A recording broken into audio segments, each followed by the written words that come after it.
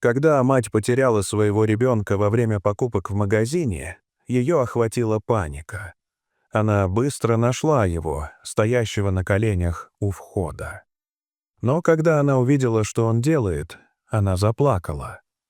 Мэгги уже бесчисленное количество раз водила Чарли в супермаркет. Поскольку он находился всего в 5 минутах езды от их дома, они часто заходили в магазин, когда хотели купить продукты или предметы для дома. Было очень удобно, что такой большой и полностью укомплектованный магазин находится в такой близости.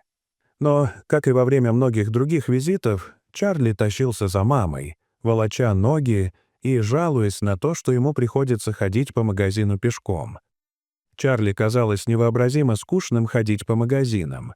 Конечно, кому в 7 лет захочется бродить по магазинам, когда можно поиграть или повеселиться на улице? Было так много занятий поинтереснее. Чарли часто отставал, а затем бежал, чтобы догнать маму. Это был его способ сделать скучный процесс хотя бы немного веселее. Мэгги часто предупреждала его, чтобы он вел себя прилично, так как не хотела отчитывать его на людях. Чарли был независимым и упрямым маленьким мальчиком, и ему нравилось добиваться своего. Это, безусловно, было чертой характера, которую он унаследовал от своей матери. Тем не менее, в разгар работы магазина Чарли не мог позволить себе хулиганить, и Мэгги постаралась косвенно напомнить об этом своему сыну.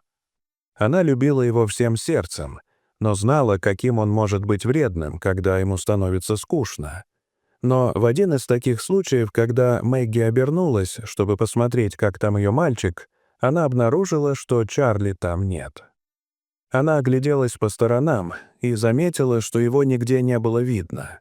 Мэгги быстро вернулась назад и посмотрела в конец прохода, чтобы убедиться, что ее сына там нет. Теперь женщина начала понемногу впадать в панику. Где он может быть? Они совсем недавно проходили мимо отдела игрушек. Возможно, Чарли увлекся игрушками или играми, которые были там. Бросив свою тележку с продуктами, Мэгги бросилась к прилавку и прошлась по нему взад и вперед, ища хоть какие-то следы своего мальчика. Но их не было. Теперь она по-настоящему начала паниковать, и ее сердце готово было выскочить из груди. Это было не похоже на Чарли. Он всегда жаловался, что не хочет ходить с ней в магазин, но никогда не заходил слишком далеко, и это было самое страшное. Единственный раз, когда Чарли заблудился, был в магазине игрушек. Он искал определенную игрушку и в волнении убежал. В магазине было полно детей, того же возраста и роста, что и Чарли, поэтому, когда Мэгги не смогла его найти, она впала в панику. Все дети, казалось, выглядели одинаково, и она не могла найти своего мальчика. Чарли был найден только после того, как несколько сотрудников магазина вмешались и помогли Мэгги в поисках. Но это было в магазине игрушек, полном детей и ярких, увлекательных вещичек, которые Чарли так любил. Супермаркет не шел ни в какое сравнение с магазином игрушек. Там было очень мало детей, а за прилавком с игрушками не было абсолютно ничего, что могло бы заинтересовать Чарли. И это пугало Мэгги больше всего. Он был ее единственным сыном, и она очень сильно любила его.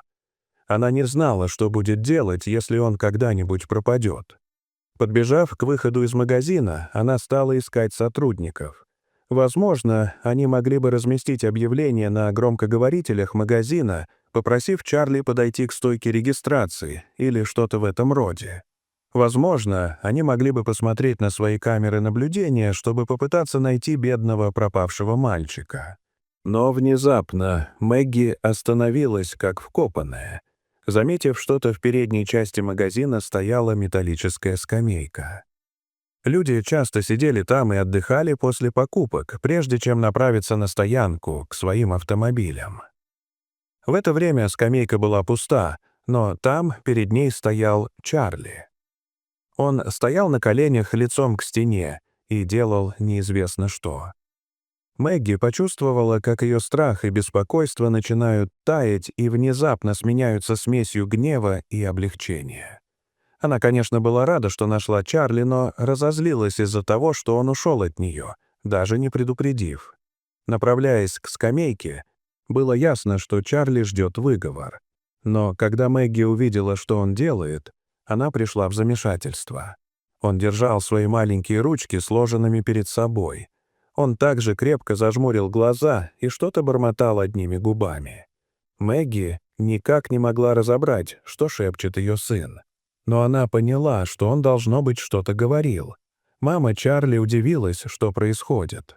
Но, подойдя ближе, она поняла, что он молится. Но почему? Возможно, он молился за кого-то, кого увидел в магазине. Возможно, он думал о чем-то, что произошло в тот день в школе. Возможно, Чарли действительно чего-то хотел и молился, чтобы получить это, пока они были в магазине. Правда заключалась в том, что Мэгги понятия не имела, что заставило ее сына молиться. Все, что она знала, это то, что она остановилась как вкопанная и с любопытством наблюдала за ним. Глаза Мэгги бегали по сторонам в поисках подсказок, почему Чарли молился. Но вокруг не было никого, кроме нескольких покупателей, которые, похоже, не нуждались в молитвах. Ничто не указывало на то, что заставило Чарли молиться, и она сомневалась, что он вообще сказал бы ей, если бы она спросила его. Но в этот момент глаза Мэгги поднялись вверх и расширились от удивления. Над скамейкой, где Чарли стоял на коленях, была большая доска объявлений. На этой доске было несколько плакатов формата А4 о пропавших детях, которые принадлежали семьям из этого района. Мэгги была шокирована тем, что пропало так много детей. Она никогда не обращала внимания на эту доску объявлений. Под многими изображениями был размещен слоган, в котором говорилось, что для поиска этих детей и воссоединения их с семьями важна каждая минута. Каждый прошедший день был еще одним днем без надежды и радости для этих бедных людей. Внезапно глаза Мэгги снова опустились на Чарли, и именно тогда она заметила, что мальчик молится Богу о благополучном возвращении этих детей. При этом осознании весь оставшийся гнев или разочарование Мэгги исчезли, и она разрыдалась. Она была так тронута этим моментом, что сфотографировала своего сына с полными слез глазами и разместила снимок в интернете, где он быстро собрал почти 100 тысяч репостов и еще больше лайков от людей с самыми разными религиозными убеждениями или вообще без них. Простой и добрый поступок Чарли по-настоящему тронул сердца людей.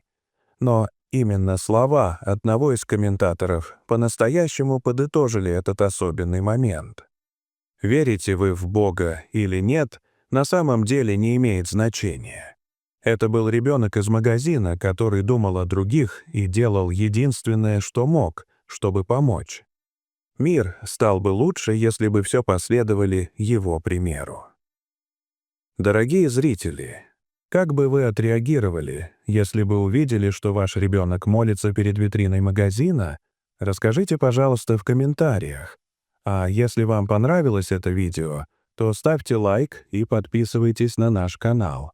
До свидания.